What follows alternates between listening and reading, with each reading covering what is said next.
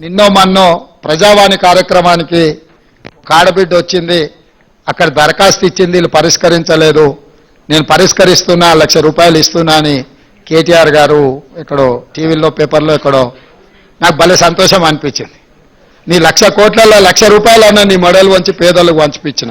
కాబట్టి మా ప్రజావాణి కార్యక్రమం విజయవంతం అవ్వడం మొదలుపెట్టింది. భవిష్యత్తులో కూడా ఈ కార్యక్రమాన్ని ముందుకు తీసుకెళ్తాం. నువ్వు మేనేజ్మెంట్ కోటాలు వచ్చినోడువయా, నీకేం తెలియదు, ఊరికే అరవడం వల్ల ఏం ప్రయోజనం లేదని. మొత్తం సభ నడిచిన తీరు మీరు చూసిరు కదా. బామర్దుల తాపత్రయం తప్ప ఒక్క సభ్యుడన్నా లేచి వీళ్ళు మాట్లాడుతున్న దాన్ని సమర్థించిన. వాళ్ళ దగ్గర ఉన్న ఆస్తి ప్రజల యొక్క రక్త మాంసాలను పీల్చి పిప్పి చేసి సంపాదించుకున్న సంపద ఈరోజు వాళ్ళు తింటున్నారంటే అది రక్తపు కూడు. ఒకవేళ ఇది మీకు అచ్చిరాలే, దీన్ని ఏ ప్రభుత్వ ఆసుపత్రిగానో మార్చి కొత్త ఖాళీ జగాలు ఈ సచివాలయాన్ని కట్టినుంటే ఇది ఉపయోగపడుతుండే, అది ఉపయోగపడుతుండే. ఇక్కడ అన్ని రకాల వసతులతో ఉన్న భవనాలను కూలగొట్టి కొత్తటి కట్టి ఆస్తి సృష్టించినమంటారు. అక్కడ కూడా ఉన్న భవనాలన్నీ కూలగొట్టి కట్టిండ్రు. ఎక్కడైనా ఉన్నదాన్ని కూలగొట్టి కొత్తది కడుతుందంటే ఉద్దేశం ఏందో మనం అర్థం చేసుకోవాలి. నేను కొత్త బండ్లు కొనను, ఖర్చు పెట్టానని చెప్పిన. మీకు తెలవాల్సింది ఏంటంటే 22 ల్యాండ్ క్రూజర్లు కొని కొత్తవి దాచిపెట్టారు. నేను సీఎం అయినాక 10 రోజుల వరకు నాకే తెలియదు. నేను పాత బండ్లు ఏదో అడ్జస్ట్ చేసి అన్ని రిపేర్లు చేయండి, చూసి ఇచ్చేయండి అని నేను చెప్తుంటే చిన్న ఒక అధికారి వచ్చి షోలో చెప్తున్నాడు, సార్ పోయినసారి 22 ల్యాండ్ క్రూజర్లు కొన్నాడు, అన్ని విజయవాడలో దాచిపెట్టినాం సార్, కొత్త ప్రభుత్వం ప్రమాణ స్వీకారం చేయగానే అన్ని తెద్దాం అనుకున్నాం. ఆయన నెత్తి మీద దరిద్రం ఉండి ఆయన ఇంటికి పోయింది సార్, 22 కొత్త ల్యాండ్ క్రూజర్లునే.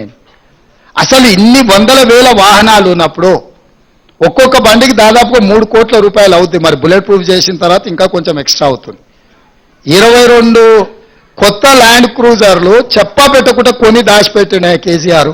22 అంటే ఆయనకు, ఆయన వంది మాగతులకు అందరికీ ఉండడానికి. ఇట్లాంటివి ఆయన సృష్టించిన సంపద.